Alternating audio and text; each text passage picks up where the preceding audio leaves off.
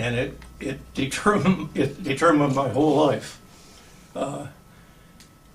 That yes, we've got to find a way to resolve conflicts other than going to war and settling it by military means, because of course they don't settle anything. There are no winners in war. There's only losers. So, after the war, did you get any medals or certificates that you could... I didn't get any Purple Hearts or anything like that. I should have got my uniform. I have 3 battle areas that we were in, 2 stars, and but they're not like the generals. So how did you get home? Well, Missouri, this important ship, immediately it was assigned to come back to the States. So about the next day, we left Tokyo Bay, went down to Guam, did some reconditioning, came back to Pearl Harbor, spent a couple of days, we went down through the Panama Canal, came back up to New York City and coming into New York City, there must have been 100 boats out there, tugs welcoming his horns blowing, welcoming this famous ship. We pulled up to Pier 90 where the Queen Mary tied up in those days. I was going to I have a little card. It's a picture of a Japanese flag. And they gave it to all of us and said, I was PFC, rated man, 1 stripe. PFC Jerry Patterson aboard at the signing of the peace surrender ceremonies. And so we were tied up. We stayed there. We were a couple of months in New York, and any place I wanted to go, if I wanted to go into a bar or something, I'd show my card, and they'd say, "Hey, set it up for the for the Marines," That was the medal I got. That was an important one. Did you feel that you served your part in the war? That you were involved enough?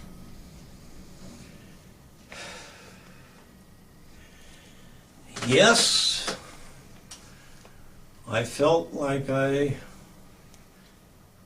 did my duty.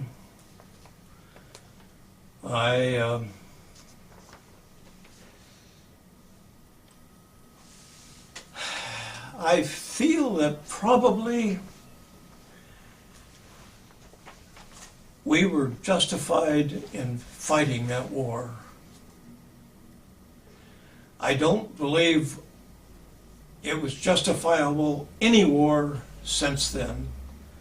Maybe the exception was the Korean War. I doubt it. But the rest of them, and the ones today, Iraq and Iran, it's the last thing in the world we should be doing. I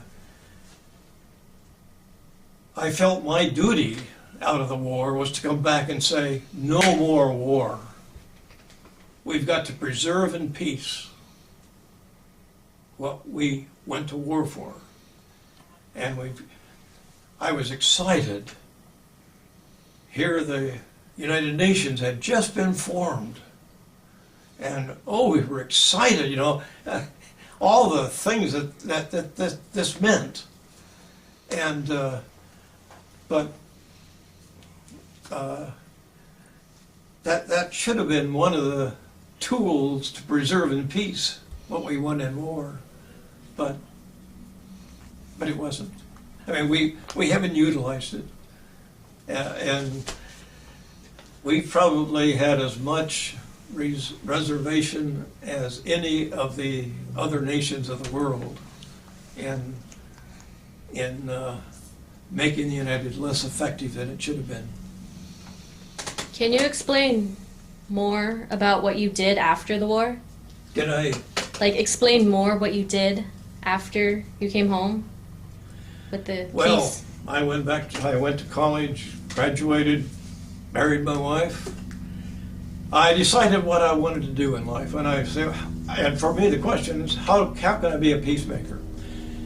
I'm a dedicated Christian growing up, and hey, blessed are the peacemakers, they shall see God. I believe that, and I believe it strongly. And so, what can I do? I thought about being a teacher.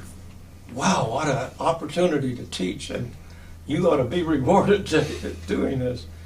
I seriously thought about going into politics. Sometimes I wish I had doing. I decided to become a minister, and so I went to seminary and became a Lutheran pastor, and have been a minister ever since. Served congregations for 20 years. I served universities. I was at San Francisco State University back in the 60s. My book tells a little bit about that. You probably remember the name of Hayakawa, who was the president of our place, and black students were trying to improve their lot. I was director of the Ecumenical Center, which is not a part of the university itself, it's separate from it. But in the process, I was arrested, I was beat down. I could show you, I have pictures from over 36 different newspapers that had a picture of me with a policeman with helmet from the riot squad with a billy club around my neck holding this thing, and it appeared in I was in Africa for 3 years, and it was in the Dar es Salaam Standard, and it was in the Nairobi Times and the European Herald Express, and so on.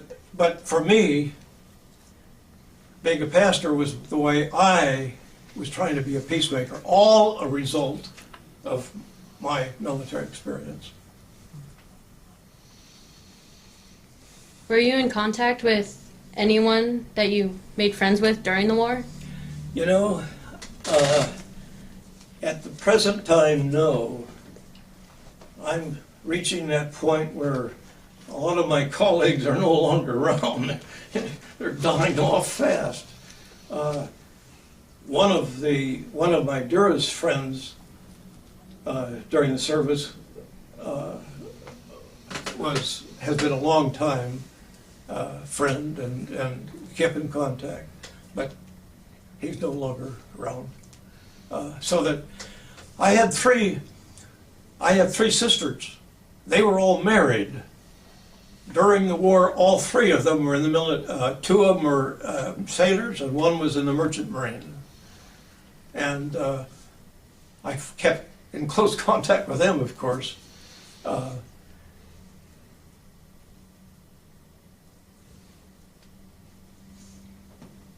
Any other questions? No, I think that's good. Well, I was wondering back to the experience on the Missouri when you were in the honor guard and the signings going on there, and what was your feelings then? Did you realize that this is a really big moment, or did it seem like just another sort of day in the life, or? No, that day was very, very much for me.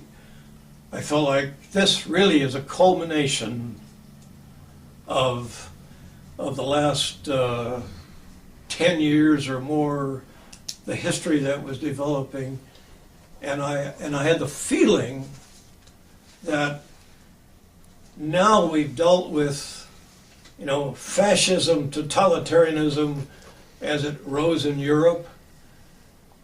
That was not the answer. Frankly, at that time, communism didn't seem to be the threat that Later, it seemed to be from